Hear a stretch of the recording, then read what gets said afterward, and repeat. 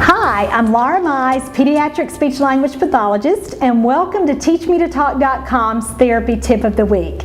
Today we're going to be talking about using books to help teach toddlers language. Now that's a really common recommendation that you'll hear. Pediatricians tell you, read to your child. The first time that you meet with a speech pathologist, she might even suggest that, to use reading as a way to teach a child to talk.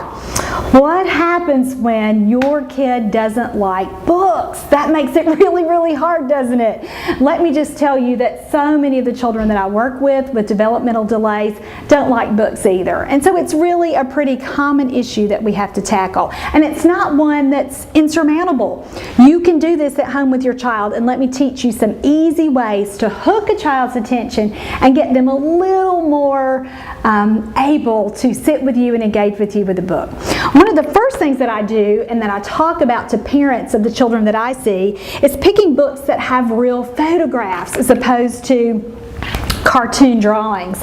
This book is very engaging because first of all it's realistic, secondly it's colorful, kids are going to want to pay attention to that, and thirdly it's pretty simple. There aren't too many pictures on the page. Another thing that I like to do is give a child a way to manipulate an object that matches the picture, and matching is a really important early cognitive skill. And so what I like to do when I'm first working on books and picture identification is to get the book and then spend some time locating objects that I already have that are similar enough to the picture to match it. So for this page with the frog, we would have a little toy frog like this. And so what you would say to the kid is, look, I have a frog. You find a frog. Where's that frog?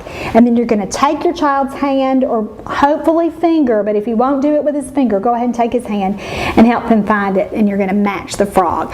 Don't worry about using lots of words like match or the same or anything like that. Right now we're just focusing on frog and frog. And then again, go to the next page. This takes some prep time so that you can pull together your objects. And when I'm first starting with a child, I like to just have one object that we're matching to one picture on the page.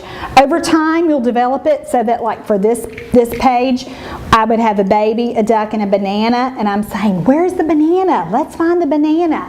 If the child can pick the banana out of the objects, do that first, and then you're going to find the picture that matches the object that you're using. Now let me interject a word about receptive language. If your child's not understanding very many words, if he can't pick out duck from the baby, from the banana, you need to just stick to objects for a while. Pictures aren't going to make any real sense to him yet because he's still at a concrete level. Remember that pictures are symbolic. It is important. Pictures are the way that we measure how much language children really understand. But honestly, working with a child with pictures before he's ready, before he understands lots of words, is really counterproductive. You want to make sure that he understands words with real objects first. If you have a child who's not ready for this kind of thing, to back it up a step, you might just do some interaction with the book like this. And you might use things like, let's kiss the baby, and then you model giving the baby a kiss and have the child give the baby a kiss. You might try, pat the baby. Anything that you can do that might encourage the child to interact with the pictures. If your child has a beloved toy, like Thomas, you could even use Thomas to do this. You could say, Thomas, kiss the baby, and have Thomas do that. If you have a picture with a baby like this, you could say, Thomas, tickle baby. Tickle, tickle, tickle, tickle. And remember, you are modeling all of this first.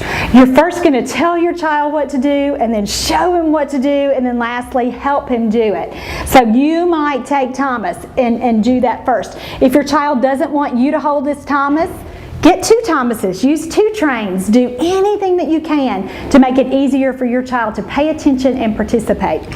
If your child likes puzzles or again enjoys things that already have pictures, you're ahead of the game. He's already doing some picture matching since puzzles really already use pictures. But to translate that to a book, you might use some great books like this. This is a magnetic book that I'm using, and I have the pictures that match, or the magnetic pieces that match the pictures in the book. So again, a nice way to bring in something beyond just looking at pictures in the book. This is kind of a cool idea that I've done here in my new office, and I got it from Pinterest. This is an oil drip pan, and it's magnetic, of course, and so we just attach the magnets to the wall. And so this will be a really fun activity, and again, a little more exciting than just sitting and flipping page after page in a book. Several weeks ago on my podcast, Teach Me to Talk with Laura and Kate, we did a whole episode about making books more fun for toddlers. So if you need more ideas, please check that out on my podcast.